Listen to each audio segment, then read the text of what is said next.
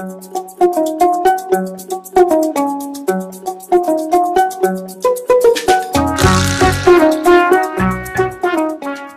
j'aimerais m'attarder un peu sur le contenu idéologique et ce qu'il y a en symbole derrière cette histoire.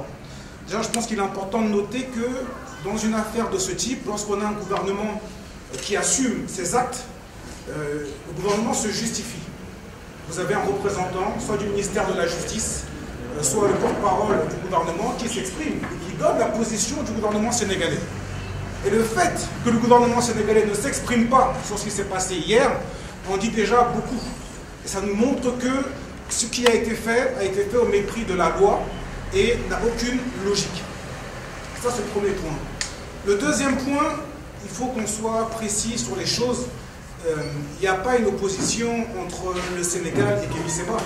Kémi Séba, de manière générale, est soutenu par la majorité des Sénégalais parce qu'il s'agit de poser une action politique, pacifique, émancipatrice, d'accord?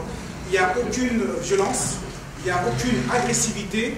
Preuve en est, hein, les témoignages des fonctionnaires au niveau de police de l'aéroport, qui eux-mêmes sont gênés. Et qui nous disent que on connaît Kémi Séba, on sait la justesse de son combat politique, mais les ordres viennent d'en haut. Et quand on parle des ordres qui viennent d'en haut, bon, bah, c'est le cercle restreint autour du président Macky Sall. Et Macky Sall, finalement, n'est que la marionnette. Et le marionnettiste derrière, c'est la France. Parce qu'il faut revenir un peu à la genèse des faits, en dehors de l'expulsion de 2017. Il faut revenir à ce qui se passe depuis la fin de l'année 2019, le contexte qu'il y a dans les pays d'Afrique, où vous avez une jeunesse qui est en train de prendre ses responsabilités, où vous avez une jeunesse qui veut que l'Afrique recouvre sa pleine souveraineté, et qui donc s'en prend à l'impérialisme, et qui s'en prend à la France-Afrique. Et donc, que ce soit au Burkina, que ce soit au Niger, que ce soit en Guinée, que ce soit au Mali, que ce soit en Côte d'Ivoire, dans plein de pays, vous avez une société civile qui s'organise et qui en a marre, et qui a envie que les choses changent. D'accord?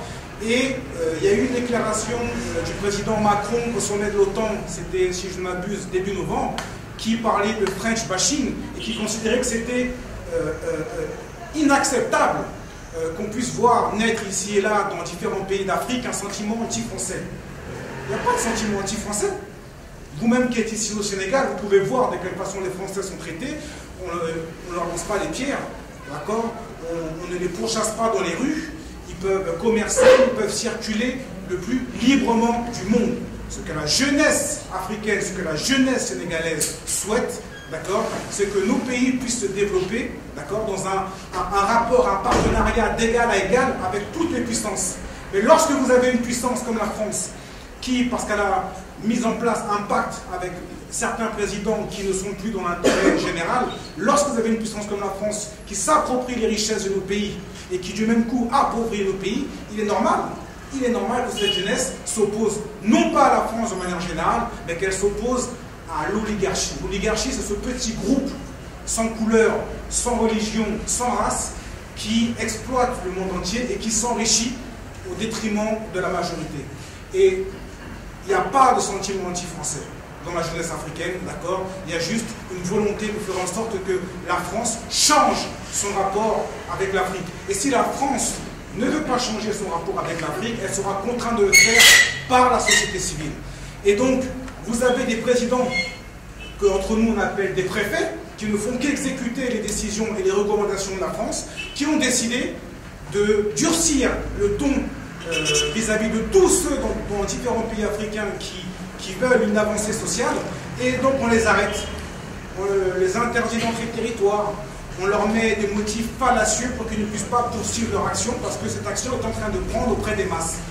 Tant au niveau des jeunes, même que des fonctionnaires de police, comme hier à l'aéroport, ils étaient désolés. Ils nous disaient on ne peut pas s'exprimer parce que voilà, il y a la sécurité de l'emploi, il faut qu'on garde l'anonymat, mais ils sont désolés. Il n'y a pas une opposition entre Kémi Séba et le Sénégal. Il n'y a pas de problème.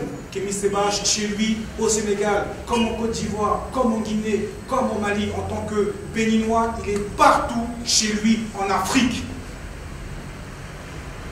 Et le combat de Kémy Séba, c'est également le combat pour lequel on se bat, on se bouge, d'accord, pour le frère Guy Marius Sagna, ainsi que tous les opposants dans les différents pays d'Afrique, que ce soit au Gabon, que ce soit en Côte d'Ivoire, que ce soit au Cameroun, qui sont arrêtés, d'accord. Il parle pour tous ces gens, c'est le porte-voix, le porte-parole des sans-voix. Donc il est important vraiment de ne pas être dans une espèce de justification de l'acte du gouvernement sénégalais en disant qu'il y avait un risque de trouble à l'ordre public, et donc comme il y avait un risque, on l'a arrêté. Non. Comme l'a très bien expliqué Maître Koraïchiba, l'arrêt d'expulsion 2017 était illégal, il ne respectait pas les procédures. On aurait pu être des procéduriers, mais on est convaincu de la justesse de notre combat, et c'est parce que notre combat est juste que Kémy Séba est autant porté par les masses, et c'est parce qu'il est porté par les masses que justement il constitue une menace pour la petite clique de dictateurs. Mais il faut que ces gens sachent qu'il y a un processus historique qui est en cours, d'accord, et qu'on n'arrête pas le vent avec les mains, et qu'on n'arrête pas un torrent avec une petite digue. Quoi qu'il en soit, c'est le sens historique des choses. On peut l'arrêter aujourd'hui. Vous savez, hein, le fait que vous soyez tous là présents, la communication qui est en train d'être faite, c'est une contre-propagande pour le régime de Macky Sall. Et d'ailleurs, ils ne sont pas là pour communiquer. Ils se cachent parce qu'ils ont honte. Ils ont honte parce qu'ils ne peuvent pas justifier l'injustifiable. Donc voilà, je voulais repréciser, recadrer les choses.